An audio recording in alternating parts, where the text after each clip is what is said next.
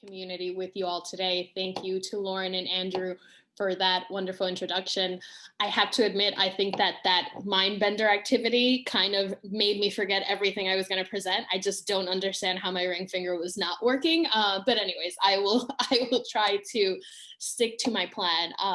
So I figure since you guys invited me to talk about what we can do as young Catholics in the fight for racial justice, I figured I could start by talking about the Black Lives Matter movement and what it is and what it's not. And this begins with my reporting at America Media.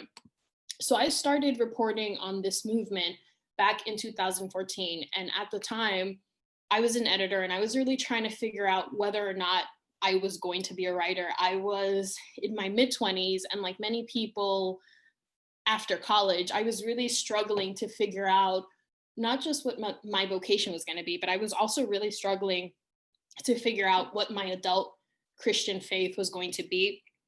At college, I found myself really shifting away from the faith and really just kind of focused on socializing and working and studying. And so I really grew away from the faith in a way that I had always been, I had grown away from the faith in a way that I had always been accustomed to in Catholic schools in the Bronx and since I came to the United States. So I started reporting on this movement at a time where I was having a lot of questions about my own identity and what my faith should be, when I came across this hashtag online, Black Lives Matter, which is we all know now, that people were using to, at the time, this was in 2013, early 2014, people were still using this primarily to share resources about protests that were happening in the respective cities all across the country, and also using it to have conversations about issues that I had not really thought about at that point in my life. People were talking about organizing, they were talking about anti-capitalist work and abolition. So this hashtag really started to help me to begin to have my own questions about what these topics should be and how I should be engaging with them as a Catholic writer. And so I found this hashtag and then started attending several marches in New York City in 2014 and 2015, started to become more familiar with the movement and the founders of the three women who formed it, Alicia Garza, Patrisse Cullors, and Opal Tometi. And these were women who had over 10 years of individual organizing experience and who really were committed to using the social media campaign to get people thinking about organizing, especially young people. They really wanted to help people understand that there was a place in organizing for every single person. And so after the summer of 2014, the founders and a lot of organizers from all across the country, from all across the United States, traveled to Ferguson following the shooting death of Michael Brown Jr. that summer. And Ferguson was a really important part of the movement because it really put it on anyone who had never heard of the movement after the Ferguson uprising in 2014 knew what this movement was about. And that was when I really started to, after I attended the protest and after I started to kind of internalize this mission, I started to think about the ways that this organizing work, the work of this movement that was started by three Black women and that was really using digital tools to get people thinking. I started as a reporter at the time thinking, okay, this is a movement that feels very similar to a lot of the things that at the time I was thinking about and my colleagues were thinking about. After I graduated from college at Fordham University, I found myself at another Jesuit space at America Media, and people were often either talking or writing about things like conflict resolution, restorative justice, what it means to be in solidarity with each other, what it means to care about human dignity, what it means to really care about the poor, the vulnerable, the most marginalized. And I started to think to myself, okay, here's this movement that is helping me think more broadly about my faith, that's helping me think more broadly about how I should be writing, how I should be editing, and the experiences that I should be centering myself. And despite having my own positive experiences with this movement, and despite really feeling challenged as a Catholic, especially as a Catholic who identifies now as a Black Catholic immigrant, but who has very light skin, and what does it mean to identify in that way, and what does it mean to use my faith to really step outside of my lived-in experience? And so reporting on this movement helped me to really understand what my place should be in the struggle toward liberation and what it means to begin to think about organizing at a very grassroots level. But one thing that was also happening was that I was realizing that while I was having these very sort of profound conversations about this movement and what it meant to do racial justice work in the 21st century, a lot of Catholics that I was encountering, in particular, a lot of white Catholics, still had very severe misconceptions about the movement. Some of the most common that I've encountered, that I've heard repeatedly since I've started reporting, and especially this year alone, include that the movement was violent, the movement hates Christians, its founders are irreligious, the movement wants to abolish the white race and all family structures, and the movement calls for violence against law enforcement. And all of these are wrong. And I knew, because I was reporting on this, that this was a movement that was really centered around Catholic tenets of human life, human dignity.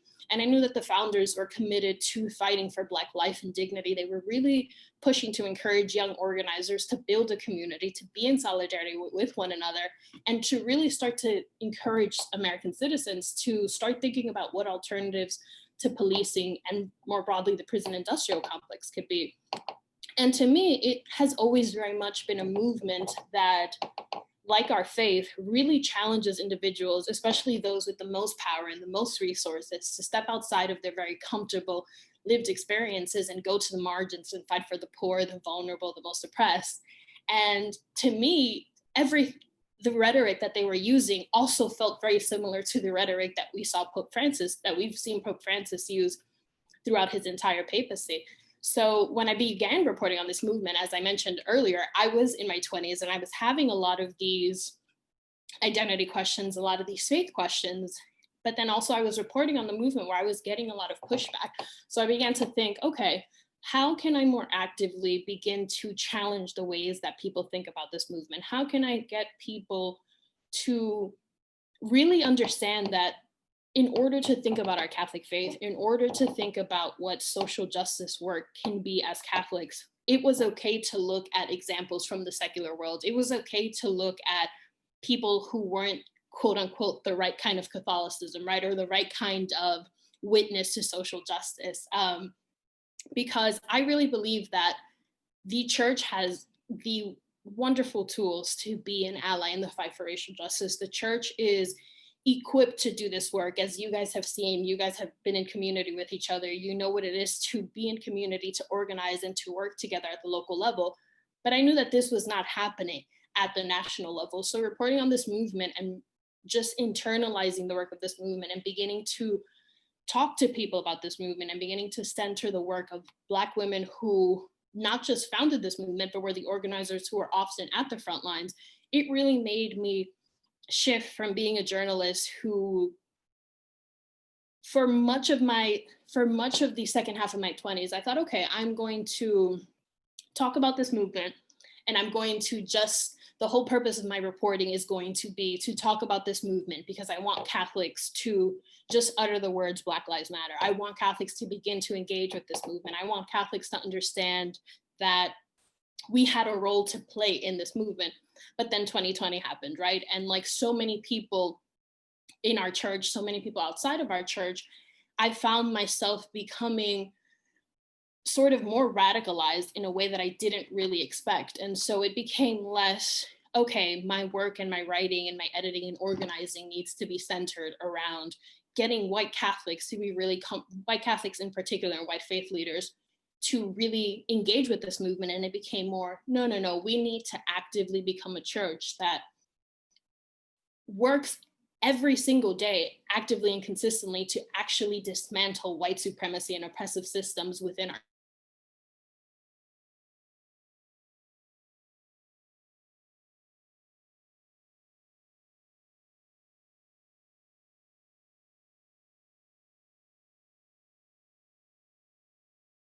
have owned enslaved persons. We know that churches and schools Catholic churches and schools were segregated in the 20th century. And in 2020 alone, in the middle of a global pandemic, in the middle of anti-racism uprisings, in the middle of the rise of extremist violence, we are still seeing American bishops who collectively refuse to enter into any kind of dialogue with any social justice movement that's happening, while individual bishops still continue to promote really misogynistic and racist ideas, not just about the Black Lives Matter movement, but about marginalized communities in general. And so 2020 really pushed my work and the way that I think about Catholics organizing and doing racial justice, really made me shift to thinking, okay, we need to be a church that talks about white supremacy. We need to be a church that talks about white privilege, because the church hasn't done enough of that. The church has not done enough to fully grapple with that history and to fully grapple with the ways that it has been complicit in really violent systems of oppression. And I think that, as I mentioned earlier, Catholic social teaching in particular really can help us do that. We have literal guidelines that tell us we have to care about every human. We have to be in community with each other. We have to be in solidarity with one another. And so to me, the church has the tools, Catholics have the tools, but how can we be better, right? What does it mean to do that kind of work? And we have a wonderful, wonderful, rich tradition of people who are already doing this in the church. We have leaders like Sister Norma Pimentel, who's at the border and who's doing a lot of wonderful organizing around immigration. We see Father Brian Massengale, who has been one of the most prolific critics of the church's relationship with racism and the sin of slavery. We see Helen Prejean doing wonderful work against and trying to fully abolish the death penalty and work to be a culture that's truly centered in human life. But our bishops need to also publicly become involved in this fight, because I really think that in order to move the church toward one that is really committed to fighting for liberation, in order to build a church that people outside of the church really see as a safe space, right? Because I think a lot of the institutional church sees itself as a wonderful ally that has a wonderful tradition of activism and has so much to offer. And I think that that is true, but we are not there yet. And I think that young Catholics, especially young white Catholics in particular, one of the most powerful tools that I think are available to lay Catholics is just holding our faith leaders accountable. And I think that this begins with holding our local leaders accountable, holding our local priests at whatever parishes we're a part of, holding them accountable and encouraging them to have these conversations, encouraging them to fundraise for organizers, encouraging them to talk about racial justice, to talk about white supremacy, to talk about white privilege in local communities, in local parishes, but also really pushing at a more national level, really holding our bishops and our higher up leaders accountable as well. Because I think that in order to truly be a Christ-centered church that is really, really committed to liberation, then we have to push our leaders to do the kind of solidarity that we have started to see individual Catholics do in 2020. And the reason I think that this is so crucial for racial justice efforts in the United States is because when we talk about power, when we talk about shifting our church and the way that we identify as an institutional church in the United States, we have to shift that away from being a church that is centered in whiteness, being a church that hasn't reckoned with its very racist history. And in order for this to happen, I think that white Catholics in particular, white faith leaders, really have to do that work and really have to realize that, one, you have to publicly be reckoning with these issues. You have to publicly apologize and consistently apologize for the harms that have been caused, that our institutional church has caused marginalized communities, right? We know that the reality is that Christianity in the United States was introduced through violence. And this is a history that the American church, the church in the United States, has not sat with. And I think that the young Catholics in our church, people who are committed to really pushing our church forward, have to hold our faith leaders accountable. And I think that this is one of the number one things that I love to tell everyone that I'm in community with like I am in today, because I think that that is how we shift the church forward. I think that the church has a wonderful role to play in the Black Lives Matter movement, in racial justice efforts. And I think it just requires young Catholics, especially young white Catholics, to really push the church forward and to really help us become the church that Jesus really wants us to be, right? Because at the end of the day, we are following Christ. We're not following a body of white men who seem to be so disconnected from the realities of the people who are most oppressed in this country. but also these are the people who have very real power. And as young Catholics, as young people who are thinking about these things, we really have to hold these leaders accountable. And that's what I'm excited to talk to you all about in these breakout sessions, because I think that being in community like we are tonight, one of the wonderful things that we can do together is brainstorm what that can look like. So that's the presentation I have for you guys, but I'm excited to see how we all talk in the smaller groups as well about these topics. So